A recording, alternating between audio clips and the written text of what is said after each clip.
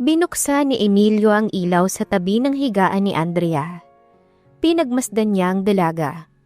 May pangambang mababanaag sa nangungusap nitong mga mata. Naputol ang pagmamasid niya kay Andrea nang bahagya nitong iniangat ang sarili. At halatang asiwang sinimulang alisin ang pantalon. Ismael, wala akong gaanong alam. Babala ni Andrea. Kaya huwag kang masyadong umasa. I know, it will be amazing. You're a passionate woman. Kumpiyansang tugon ng binata. At naganap na ngang hindi dapat mangyari. Naibigay ni Andrea ang sarili kay Ismael. Anong, wala ka pang karanasan? Hindi na ngayon. Pinili ko to. Desisyon ko to, Ismael. Nagngalit ang mga ngipin ni Ismael dahil sa inis. Pero nangyari na ang nangyari. Ayos ka lang ba? Nag-aalala niyang tanong nang makita ang bakas ng luha sa mukha ni Andrea. Kung sa iba niyang kasama ay bumangon na siya kaagad. Pero kinabig naman niya si Andrea at niyakap. Nasaktan ba kita? Hindi, ayos lang ako. Sagot nito na isiniksik ang mukha sa kanyang balikat. Bagaman hindi niya ginagawa sa ibang babae, natuklasan ni Ismael na at tubili siyang pakawalan si Andrea dahil ayaw niyang masaktan ang damdamin nito. Hindi dapat niya ito pinakialaman. Para sa isang lohikal, mapagtimpi at organisadong tao katulad niya, hindi niya maipaliwanag kung paano siya humantong sa ganitong sitwasyon. Kailan ba ito nagsimula? Nung una niyang makita si Andrea sa pintuan ng opisina, may anyo at hugis na kailanman ay hindi nakadala sa kanya. Hindi siya kilala ni Andrea pero nagtiwala ito sa kanya. Iyon ang pinaka bumabagabag sa kanya at hindi niya alam kung bakit. Hinintay ni Ismael na makatulog si Andrea bago siya tumayo at nagsimulang magbihis. Palabas na siya ng apartment nang may humila sa laylayan ng kanyang pantalon at umangil. Si Blue, ang aso ni Andrea. Nang subukan niyang alisin ang aso sa pagkakakagat sa kanyang pantalon, ay kinagat naman siya nito sa binti. Hindi makapaniwalang niyuko niya ang aso para ilayo sa kanya, pero nagmatigas ito. Tama ka, masama akong tao. Pabuntong hiningang kinausap ni Ismael ang aso, na tila ba naiintindihan siya nito. Pagkatapos ng gabing iyon, alam niyang hahanap-hanapin niya si Andrea. Ngunit kapag kinilala na ito ni Ramon, hindi sila pwedeng magkaroon ng relasyon. Aasahan ng ninong niya na pakakasalan niya si Andrea. At bagaman binuhay ng dalaga ang init niya sa paraang hindi nagawa ng mga nauna rito, wala siyang intensyong magpakasal sa kahit na sino. Kaligayahan lang ang kaya niyang ialok kay Andrea, at sigurado siyang hindi iyon sapat. Lumabas na siya ng bahay ni Andrea. Natanaw niya sa kabilang kalsada ang kanyang security team, at sinenyasan niya. Babalik siya sa dating buhay na para bang normal lang ang lahat. At ang insidente kay Andrea ay hindi kailanman nangyari. Nagkamali siya ngunit nagkakamali naman ang lahat ng tao. Walang saysay na sisihin niya ang sarili dahil sa nangyari ngayong gabi. Tinanghali ng gising si Andrea at nagmamadali siyang pumasok sa kanyang klase. Hapon na nang mapag-isipan niyang nangyari nakaraang gabi. Umalis si Ismael habang nahihimbing siya ng tulog. Hindi ito nag-iwan kahit ng phone number. Ngunit nang mapagtanto niya na kasama niya ito sa unang date pa lang nila, unti-unting nabawasan ang sigla niya. Ngunit napalitan ng labis na galakang negatibong damdaming yon. Nang pag-uwi niya ay may isang bungkos ng mamahaling rosas na naghihintay sa apartment niya. Isang malaking ay ang nakasulat sa gift card na nagbigay pag-asa sa kanya na magkikita pa ulit sila ni Ismael. Subalit pagpasok niya ng Lunes, ay wala si Ismael sa opisina nito. Nung unay iniisip niyang baka nasa business trip lamang ito. Ngunit nang mag-iisang linggo na niyang hindi nakikita ang binata ay unti-unting nawawala ang pag-asa niyang makikita pa uli ito. Nakadagdag pa roon ang pagtawag ni Ma'am Trina upang sabihin hindi na siya magtatrabaho sa ECS Industries. Hindi na niya makikita pang muli si Ismael Crisanto. Thank you, ma'am. Masakit mang isipin. Yun ang maaaring itawag sa nangyari sa kanila ni Ismael. Marahil ay nahihiya itong magkaroon ng ugnayan sa isang janitress. At ang mga bulaklak na ipinadala ng binata ay dahil nakokonsensya ito. Ang sakit sa puso niya ngayon ay tumindi sa isiping naging hibang siya sa pagtitiwala at pagkakaroon ng pagtingin sa isang lalaking hindi niya palubos na kilala. Pagkalipas ng 3 linggo, ay natuklasan ni Andrea na nagdadalang tao siya. Marahil ay naisuka mo yung pill nang minsang sumama ang tiyan mo. Dapat ay itinuloy mo pa rin ang pag-inom ng pills. Sabi ng doktor nang magpapacheck up siya. Nilisa ni Andrea ang klinika na magulo ang isipan. Sinong mag-aakala na ang sandaling naganap sa kanila ni Ismael ay magbubunga ng isang sanggol? Paano niya aalagaan ang isang bata kung sa kanya pa lang ay kulang na ang kanyang sweldo? At 1 linggo na lang ay exams na nila. Paano niya pagsasabayin ang pag-aaral at pag-aalaga ng bata? Kinaumagahan nagtungo si Andrea sa ECS Industries. Hinanap niya si Ismael. Kailangan nitong malaman na magiging ama na ito. May karapatan at pananagutan nito sa bata. Siguradong hindi ito matutuwa pero wala siyang pakialam. Miss, kilala ko ang lahat ng empleyado rito. Wala kaming empleyadong nagngangalang Ismael Crisanto. Sabi ng receptionist. Meron, miss. Nagkakilala kaming 2, 3 linggo na ang nakararaan. Lagi siyang nag-overtime. Pagdedetalya ni Andrea. Nag-init ang kanyang mga pisngi sa mapanuring tingin ng receptionist. Maghihintay ako habang hinahanap mo siya. Miss, hindi ako maghahanap ng taong hindi naman nag-e-exist. Nangihinang napaupo si Andrea. Kung ano-ano na ang tumatakbo sa isip niya. Nagsinungaling ba si Ismael sa kanya? Diyos ko, may asawang tao ba ito? Isang may edad na lalaki ang sumungaw sa reception. Miss Del Rosario. Gulat na napatayo si Andrea. Tumawag ba ng security ang receptionist? Kaya kong ituro sa inyo ang opisina ni Ismael. Hinihintay ka ni Ismael. Sumama ka sa akin. Nakita ni Andrea kung paano manlaki ang mga mata ng receptionist habang sinusundan niya ang lalaki. Nakita niyang papunta sila sa area kung saan siya dati naglilinis. Huminto ang lalaki sa kaisa-isang opisinang hindi niya nalinis dahil laging nakalock. Saan tayo pupunta? Tanong ng dalaga. Binuksan ng lalaki ang pinto. Si Miss Del Rosario, sir. Pumasok si Andrea sa malaking opisina at sandaling napapikit sa liwanag doon. Kinakabahang napakurap siya nang makita niya ang matangkad na lalaki sa likod ng glass desk. Ismael? Mahina niyang bulong.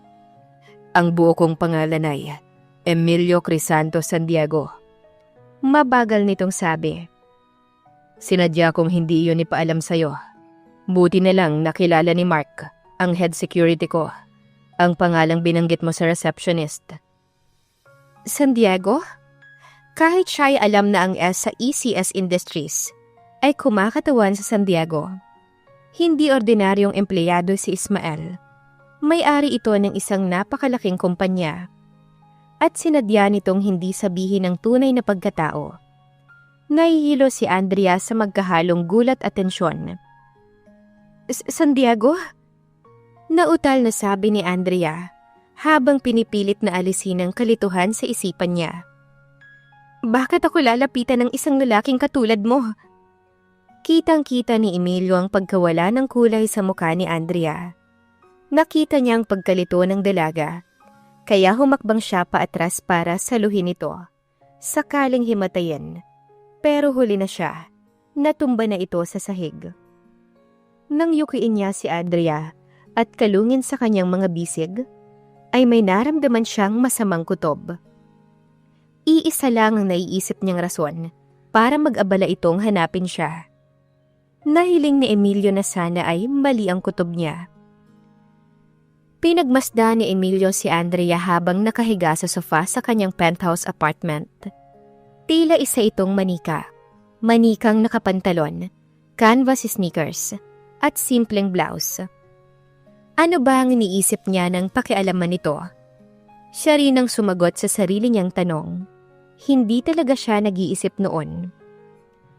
Itinutok ni Emilio ang pansin sa mukha ni Andrea. Gumalaw ang mga pilik mata at nanumbalik ang kulay sa mga pisngi nito. Nanghaba ang kulay rosas nitong mga labi at dagling nakaramdam ng kakaiba ang kanyang katawan. Damang-dama pa niya ang init ng yapos ng katawan ni Andrea. Ngunit higit pa raw nang nadama niya nang makita ang pagkamangha sa mga mata nito pagkatapos. Huwag mong piliting tumayo kung nahihilo ka pa. Payo ni Emilio nang bumangon si Andrea. Nasaan ako? Ang apartment na ito ay nasa itaas ng opisina ko. Gusto ko ng privacy para makapag-usap tayo. Kalmado niyang sabi. Nagsinungaling ka sa akin, Ismael. Nagsimula na. Naisip ni Emilio. Hindi ako nagsinungaling. Hindi ko lang sinabi sa iyo ang buong katotohanan. Huwag kang pilosopo. Ano ba sa tingin mo ang nangyari sa atin? Isang laro? Inis na saad ng dalaga. Hindi yun isang laro. Ang lolo mo. Wala akong lolo. Ang tinutukoy ko ay ang lolo mo sa ama, si Ramon Cervantes. Salungat ni Emilio. Ang sabi ng nanay ko ay wala akong kamag-anak sa panig ng tatay ko. Uwi ka ni Andrea. Pinagmasdan ni Emilio si Andrea. Matangkad, mahubog at mahinhin ang mga babaeng gusto niya. At heto si Andrea. Maliit, walang hugis ang katawan. Madaling magalit at walang galang. Ngunit sa kabila niyon, ay hindi niya mapigilang ma-attract dito. Alam ng nanay mo na buhay ang lolo mo. Dahil nilapitan niya ang lolo mo at tumanggap siya ng pera mula sa lolo mo. Nang iwan kayo ng tatay mo nung ipinagbubuntis ka pa lang ng nanay mo. Pagkukwento ni Emilio. Muling namutla si Andrea sa sinabi ni Emilio. Pero wala akong natanggap na pera. Aniya habang umuupong muli sa sofa. Bigla niyang naalala ang isang pagkakataong dumalaw sa kanyang ina at ipinakita ang mga litrato nito na tila nagbubuhay reyna sa mga suot at lugar na napuntahan.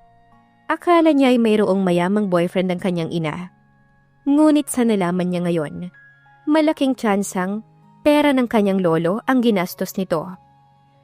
Posible naman talagang inilihim ng kanyang ina ang tungkol sa lolo niya upang hindi mabunyag ang pagiging iresponsable nito sa sariling anak. Ang hindi na lang malinaw ngayon ay ang koneksyon ni Ismael, Emilio sa lahat ng to. Bakit mo kilala ang lolo ko? At bakit ang dami mong alam tungkol sa akin? Tanong niya. Ninong at kaibigan ko si Don Ramon Cervantes. Sagot ni Emilio. Pinakiusapan niya kung kilalanin kita ng mabuti at sabihin sa kanya ang totoong ikaw. Kilalanin ako? Ulit ni Andrea. Bakit? Gusto niyang malaman ang tunay mong pagkatao bago kanya imbitahan sa Cebu. Sa akin niya ipinaubaya ang pagkilati sa'yo. Ikatutuwa mong malamang ipinaalam kong nasa iyo ang lahat ng hinahanap niya sa isang apo. At yun ba ang dahilan kung bakit ka nakipagkilala sa akin? Sa pagkakaligtas mo sa akin kay Jasper at nakipag-date ka sa akin? Nanlulumong sabi ni Andrea. Kasinungalingan lang ang lahat. Lahat mula sa interes na ipinakita ni Emilio sa kanya, hanggang sa walang katumbas na ligayang naramdaman niya sa mga bisig nito. Hindi parte ng plano yon ang nangyari sa atin. Sabi ni Emilio na hindi nagawang itago ang disgusto sa tinig. Kinuha ko ang kahinaan mo, mali yun, alam ko. Pinagmasdan ni Andrea si Emilio. Mabilis ang tibok ng kanyang puso. Nakadama siya ng hiya dahil hindi niya mapigilan ang katawan na mag-init dito. Tinuruan siya ni Emilio na mahalin ito at nakabadya na ipagkanulo siya ng sarili niyang nararamdaman. Ngunit hindi si Emilio ang lalaking nakilala niya. Isa itong estranghero. Ayaw niyang isipin na sinamantala nito ang kanyang kahinaan. Dahil manliliit siya sa sarili at lalabas na wala siyang kontrol sa kanyang kapalaran. Wala ka bang gustong malaman tungkol sa lolo mo? Putol ni Emilio sa iniisip ng dalaga. Dapat ba meron?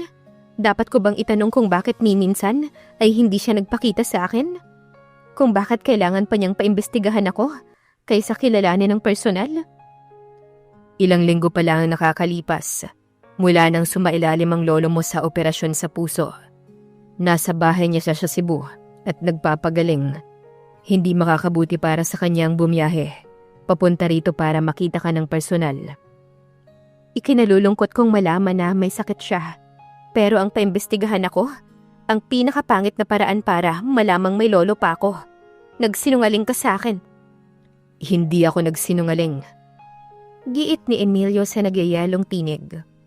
Ang buo kong pangalan ay Emilio Crisanto San Diego. Nagsinungaling ka, sabi ulit ni Andrea.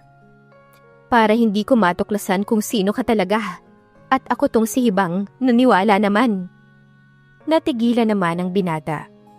I am sorry, pero sana mapatawad mo ko kapag nakaharap mo na ang lolo mo. Hindi ko siya gustong makita. Uwi ka ni Andrea. Masyado na akong maraming problema sa buhay para idagdag pa ang isang taong hinusgahan na ako. Hindi pa man kami nagkikita. Nakiusap sa akin si Ninong Ramon na isama ka sa Cebu. Huwag mong isisi sa kanya ang mga pagkakamali ko. Seryosong payo ni Emilio. Mabait ka, kaya hindi mo gagawin yon. Mabait? Kung may bukas lang na bintana ngayon, itinulak na kita palabas. Kinamumuhian kita. Namumuhi? Para sa isang taong hindi mo kilala? Tanong ni Emilio. Nagulat si Andrea sa paalalang yon. Tumayo siya at inilibot ang tingin sa paligid. Walang dudang ang mga dekorasyon sa dingding at upholstery ay gawa ng pinakamahusay na interior designer. Kahalintulad kasi iyon ang mga makikita sa isang magazine. Parang hindi makatotohanan sa ganda. Pumihit siya at nagtama ang mga mata nila ng binata. Ang hindi ko lang maintindihan ay kung ano ang ikinagagalit mo, Emilio. Nagagalit ako dahil ginulo ko ang sitwasyon at baka idamay mo ang lolo mo. Hindi ako gumaganti sa mga taong wala namang kasalanan sa akin. Huwag kang mag-alala. Hindi ko gustong may mangyaring masama sa kanya. Bulong ni Andrea. Ngunit hindi ako sigurado kung gusto ko siyang makita. At hindi ko rin gustong pumunta sa kahit na saan pagkatapos ng nalaman ko tungkol sa'yo. Ano bang nalaman mo tungkol sa akin na nakakatakot? Ganting tanong ni Emilio. Mayaman ka't edukado. Ani Andrea, na iminwestra ng kamayang marangyang penthouse. Mahirap ako at iginapang ang pag-aaral. Ang pinakamalala, wala akong tiwala sa'yo dahil hindi ka nagsasabi ng totoo. Umangat ang isang sulok ng mga labi ni Emilio sa pigil na katuwaan. Kung makakatulong, nangangako akong hindi na maglilihim at magsisinungaling pa sa'yo. Magandang simula yan. Kung ganon, gaano ka ba kayaman? May private jet ka ba? Tumango si Emilio. Nadismaya si Andrea dahil inakala niyang hindi ito ganon kayaman. Higit pa sa isang bahay mo? Tumango ulit ang binata. Look, malaki ang minana ko mula sa mga magulang ko na pareho ding galing sa mayamang pamilya. Nasaktan si Andrea sa tugon ni Emilio. Ang hina niya para hindi mapansin na hindi ito ordinaryong lalaki. Masyado siyang naging bulag para hindi mapansin ang suot nitong mamahaling damit at relo. Hindi ito ordinaryong empleyado na may company car. Ito ang nagmamay-ari at nagpapatakbo ng kumpanya. Bakit mo nga pala ako hinahanap, Andrea? Tinitigan niya si Emilio. Pagkatapos ay nagkibit balikat. Buntis ako, Emilio. Seryoso na saad ng dalaga. Nakabibinging katahimikan ang sumunod sa pahayag ni Andrea. dahilan para magpaliwanag siya. Bagaman sinabi ko sa'yo na safe ako, ang sabi ng doktor ay baka pinahina ang bisa ng pills nang magkasakit ako nung linggo ring yon. Buntis ka? Sigurado ka? Namumutlang tanong ni Emilio. Oo, sigurado ko. At sigurado kang akin ang bata? Alam mong ikaw ang una at wala naman akong nakarelasyon pagkatapos mo. Naghihinanakit na sabi ni Andrea. Anak mo ang pinagbubuntis ko. Isang sanggol. Sa mga sinabi ni Andrea ay nagkatotoo ang isang bagay na pinakakinatatakutan ni Emilio. Nabitag siya ni Andrea sa kaisa-isang bagay na garantiya niyang hindi na siya masisilo at wala siyang maaaring sisihin kundi ang sarili niya dahil hindi siya nag-ingat. Gulat na gulat ka, alam ko. Ani Andrea. Gulat na gulat din ako pero kung iniisip mo na ipapaalis. Hindi ko yon ipapagawa sa iyo, Andrea. Putol ni Emilio sa sinasabi niya. Matanda na tayo. Haharapin natin itong dalawa. Seryoso na saad ng binata na ikinatigil ng dalaga. Ano ang naiisip ni Emilio na gagawin para kay Andrea at sa magiging anak nila? At paano niya ito ipapaliwanag kay Don Ramon? Abangan sa susunod na kabanata. Please like, share, subscribe for more updates. Maraming salamat po.